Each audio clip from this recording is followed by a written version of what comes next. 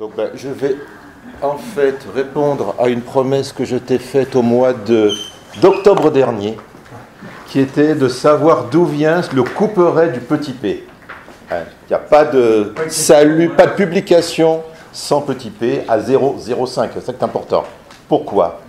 En fait, on se rend compte actuellement, c'est un véritable distribile. Soi-disant, on a quelque chose qui est fiable, qui est le petit p, on applique une méthode, qui est validée scientifiquement, puis en fait, on se rend compte, c'est le foutoir. En fait, au début, avant de faire PPS 0,05, évidemment, chose qui est récente sur les statistiques, parce qu'au début, il n'y avait pas trop de problèmes, parce que la nature avait un ordre qui est dû à la divinité. Tout était réglé à l'avance. Les statisticiens s'appelaient les devins, et puis quand on voulait avoir un sort propice, on utilisait une victime propitiatoire. Par exemple, vous voulez que votre sujet de recherche marche bien, vous sacrifiez votre thésard. C'est un bon résultat. Non, mais là, maintenant, on ne peut plus. On peut plus. Pourquoi? Parce que, en fait, la nature a des lois. Et alors, ce qui est très bizarre, justement, quand on voit ça, et une des lois de la nature, c'est la loi du hasard, et qui sert à analyser ce qui n'est pas lié aux lois de la nature. C'est Laplace qui a commencé à mettre ça en place. Et en fait, et tout est lié. Vous voyez qu'au début, ils ont travaillé sur la notion de hasard. Ils se sont rendus compte que dans les grands nombres, ensuite, le hasard tendait vers une distribution dite en cloche, que l'on voit avec la planche de Galton, distribution de Gauss. Mais en fait, à l'origine de travail, c'était un travail sur l'erreur de mesure. Tout le travail qu'ont fait Laplace et Gauss, tous les deux, mathématiciens, astronomes et géographes, c'est en fait une étude sur les erreurs de mesure. Ils se rendaient compte que les erreurs de mesure suivaient une distribution qu'on appelle maintenant gaussienne.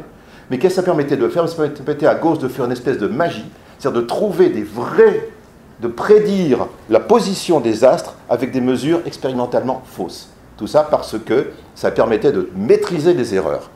Et tout est lié à cette notion d'erreur, c'est-à-dire d'écart par rapport à la valeur théorique. C'est ce mot erreur qu'on va revoir jusqu'au bout. Ensuite, les choses ont évolué.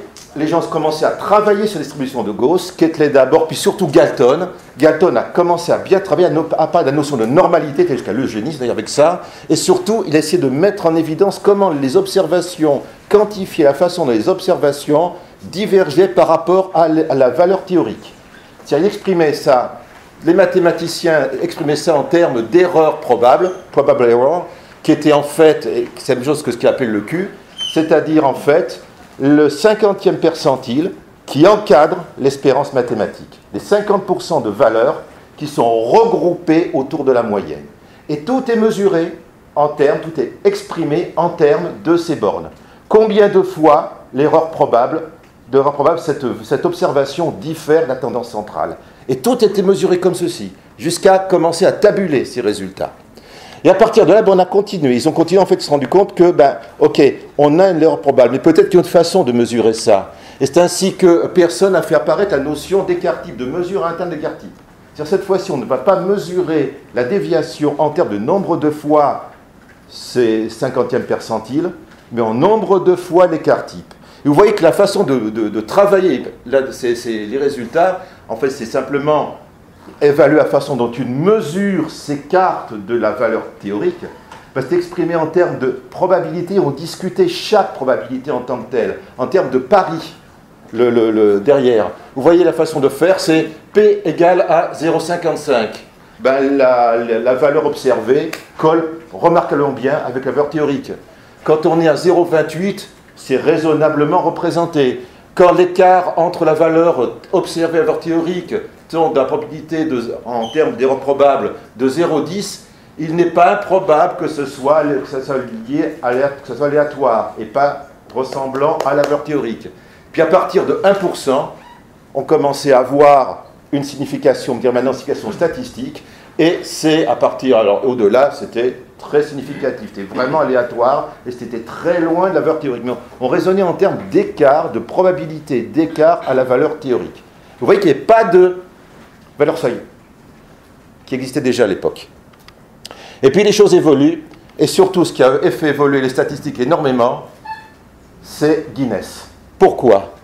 Parce que au début du XXe siècle, Guinness avait employé un ingénieur dénommé Gosset, qui avait comme travail de faire de la qualité de la production. Et pour mettre au point sa qualité, il a construit la notion de test, de comparaison d'échantillonnage. Personne n'avait eu cette idée jusque-là. Et quand il a publié son travail, Guinness a dit non, vous n'utilisez pas votre nom, utilisez autre chose, parce que vous pouvez faire le lien avec Guinness. Il a dit j'appellerai Student. Et c'est comme ça qu'a été publié le test de Student, en fait. Alors qu'est-ce qu'a fait Gosset? Encore une fois, c'est la première fois qu'apparaît réellement un test statistique.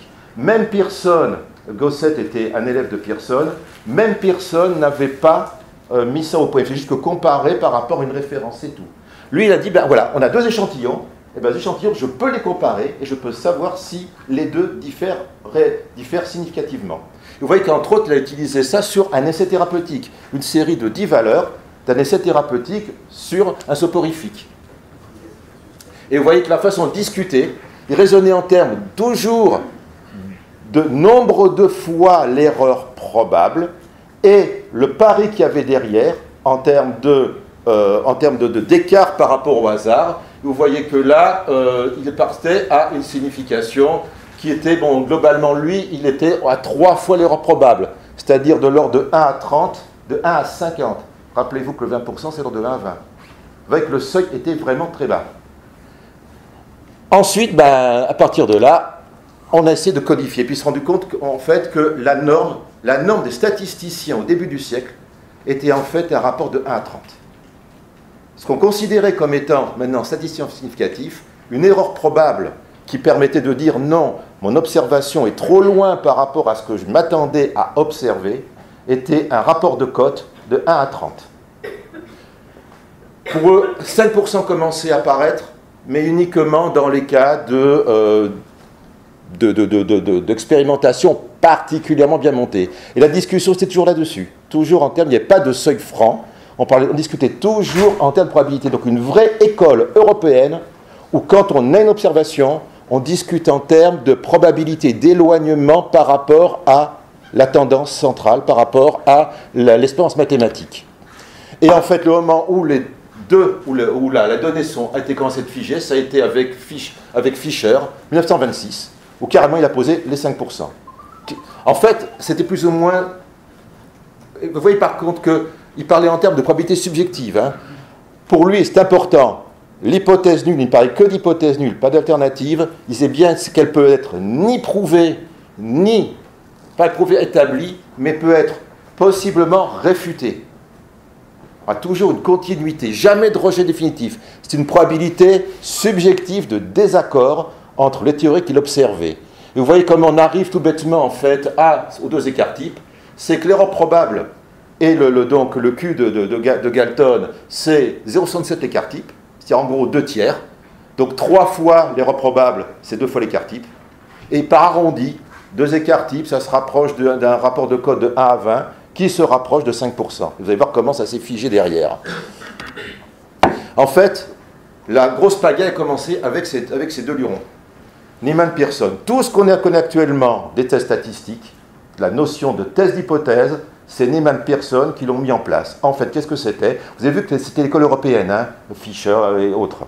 Là, Niemann était américain, et en gros, il a continué avec il lance une espèce de véritable industrialisation du test statistique. On rentre dans les années 30, les grandes montées en charge de l'industrie, et il fallait avoir quelque chose qui soit réplicable, robuste, pour lequel on puisse utiliser des statistiques pour prendre des décisions.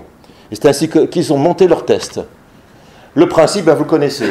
Alors, des choses qu'on oublie. Il y a certes une hypothèse qui va être favorisée, c'est l'hypothèse nulle, mais il ne parle pas d'une hypothèse, mais des hypothèses alternatives. Pour lui, il y avait un panel de possibilités. Il y en avait une seule qui était liée au hasard, et puis d'autres qui étaient possibles, et qui étaient mis en concurrence. On ne parlait pas d'une concurrence d'une hypothèse contre une autre. Et il y avait pour eux, il y a une continuité entre le hasard et puis, en parallèle, tout ce qui pouvait être pour expliquer le phénomène observé. Et vous voyez que là-dessus, pour eux, il y avait donc 2 sources d'erreur pour un test, vous connaissez bien ça, mais là encore, les 2 sources d'erreur, l'une existe parce que l'autre existe. Aucune des deux doit être rejetée, il faut toujours discuter les deux. Toujours prendre en compte les 2 sources d'erreur. À partir de là, on choisit les risques de type 1 et 2. Les 2 erreurs sont choisies. Maintenant, on ne fait plus que le 1, on fait voir. Et puis ensuite, on applique des tests qui permettent de se dire, dans le continuum, je dis bien dans le continuum de l'espace qui a de H0 au différent HA, où se positionne-t-on entre les deux? Et c'est ça qui était derrière et qu'on a oublié.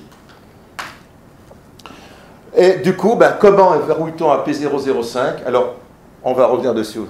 C'est que tout bêtement, c'est un problème purement pragmatique de publication de faisabilité. Il y a deux arguments qui sont arrivés là-dessus. La première, quand Fisher a voulu écrire son livre de méthode statistique, tout bêtement, Pearson a fait un veto sur la communication. Il voulait avoir des royalties. Donc Pearson, il a tabulé. Il a tabulé sur les quantiles de base. 10%, 5%, 2,5%, etc. Et il a publié la tabulation.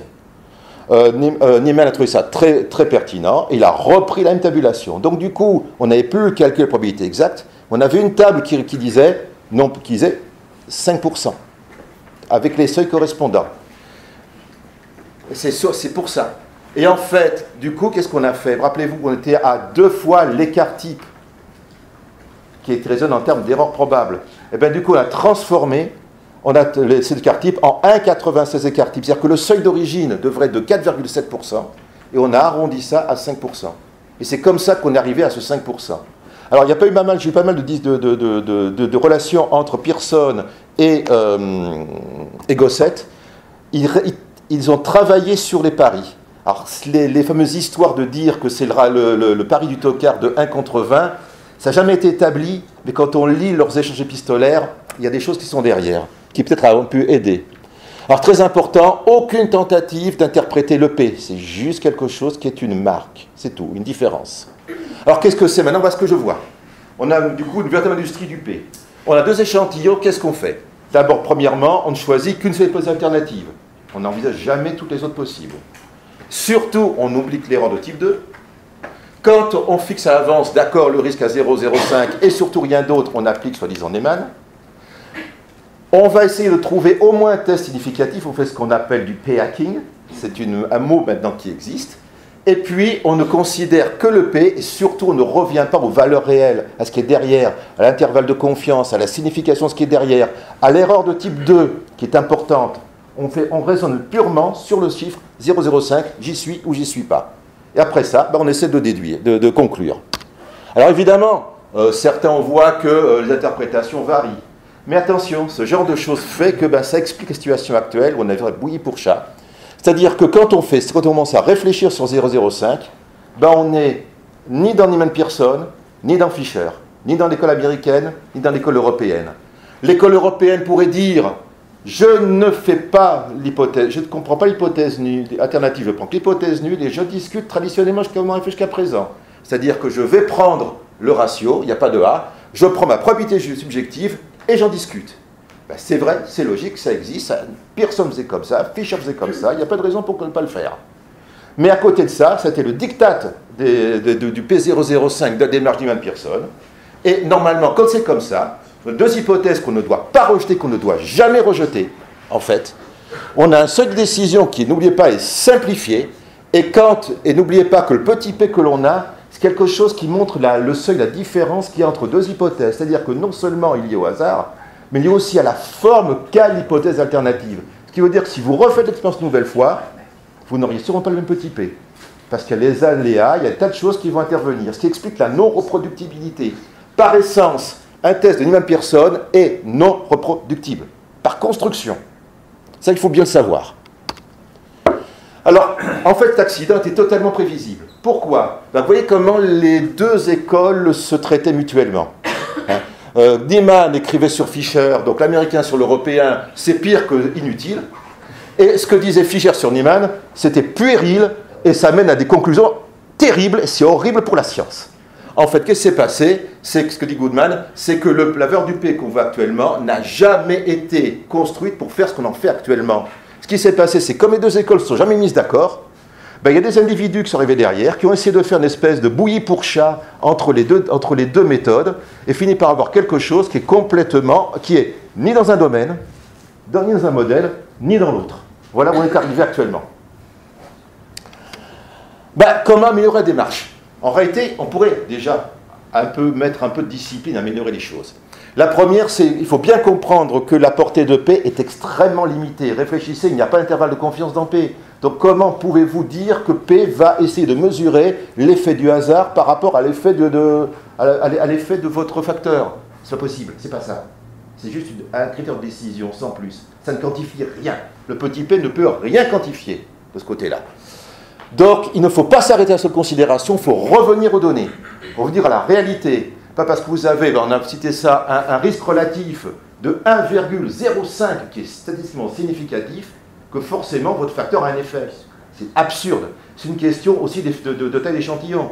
Plus vous prenez d'échantillons, plus vous pourrez resserrer le résultat, vous pourrez mettre en évidence une différence très faible, mais qui n'a plus aucune valeur biologique. Il faut revenir à la validité biologique. À la limite, il faudrait presque avoir un seuil petit p qui fluctue en fonction de la taille de l'échantillon. Il faudrait presque arriver jusque-là. Et là, ça, c'est le gros danger actuellement avec le data mining.